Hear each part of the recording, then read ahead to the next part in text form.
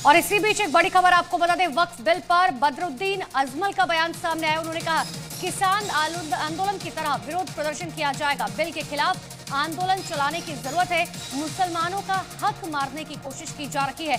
नाकामियां छिपाने के लिए बाकायदा इस बिल को लाया गया है। आपको जानकारी दे दें, AIUDF के अध्यक्ष है मौलाना बदरुद्दीन अजमल, जिनकी तरफ से बयान दिया गया।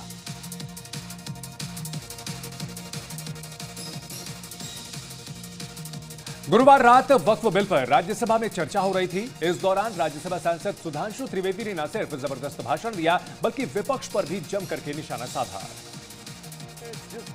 वक्फ संशोधन बिल पर चर्चा के दौरान राज्यसभा सांसद सुधांशु त्रिवेदी ने विपक्ष पर तीखा वार किया। उन्होंने कहा कि कभी देश में भूदान आंदोलन हुआ था, लेकिन आज भू हड़प आंदोलन का सिलसिला चल पड़ा है। तो भूदान आंदोलन था गांधी जी के शिष्य विनोबा जी का, तो आज के गांधियों के नेतृत्व में भू हड़प आंदोलन शुरू हो गया।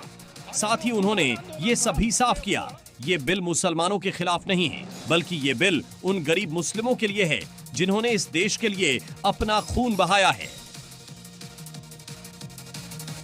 और इसी बीच एक बड़ी खबर आपको यूपी के बहराइच से बता दें, जहां पर पुलिस ने फ्लैग मार्च निकाला है। जुमा और वक्फ बिल को लेकर ये फ्लैग मार्च निकाला गया। इस फ्लैग मार्च में बड़े अधिकारी भी मौजूद रहे हैं। ड्रोन से भी इन इलाकों में नजर रखी जा रही है। ये बड़ी खबर आ रही है। तस्वीरें आपको दिखा रहे हैं अलग अलग जगह पर किस तरह से फ्लैग मार्च निकाला जा रहा है। यूपी के बहराइच की ये तस्वीरें हैं। पुलिस की टीम सड़कों पर उतरी और आला अधिकारी भी यहां पर निगरानी करते हुए नजर आए।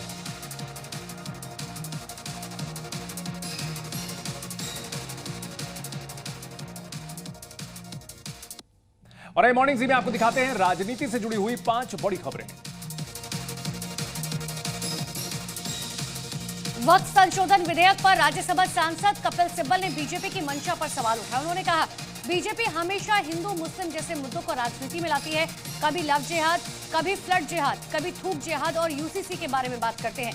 उनकी रणनीति मुस्लिम मुद्दे को अपनी राजनीतिक लाभ के लिए बरकरार रखना है। 1995 के वक्फ बिल ने वक्फ बोर्ड में न्यूनतम 2 महिलाओं को आरक्षण दिया था और ये बिल अधिकतम 2 महिलाओं को ही आरक्षण देता है।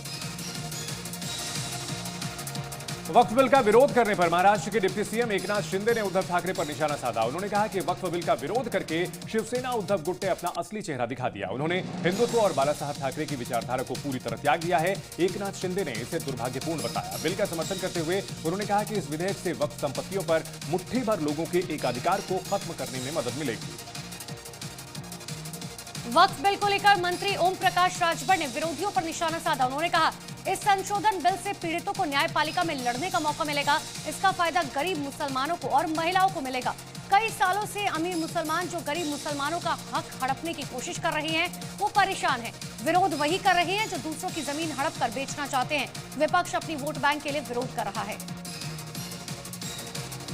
वहीं जमशेदपुर में बीजेपी नेता रघुवर दास ने वक्फ के विरोधियों पर बड़ा हमला बोला और लोगों से बिल का विरोध करने वाले JMM और कांग्रेस सांसदों का सामाजिक बहिष्कार करने की अपील की है। इस दौरान उन्होंने कांग्रेस और झारखंड मुक्ति मोर्चा के सांसदों को आदिवासी विरोधी करार दिया। उन्होंने कहा कि इस बिल में आदिवासियों के संवैधानिक अधिकारों की रक्षा के लिए प्रावधान किए गए हैं, लेकिन इसका विरोध करने से JMM और कांग्रेस का आदिवासी विरोधी चेहरा उजागर हो गया।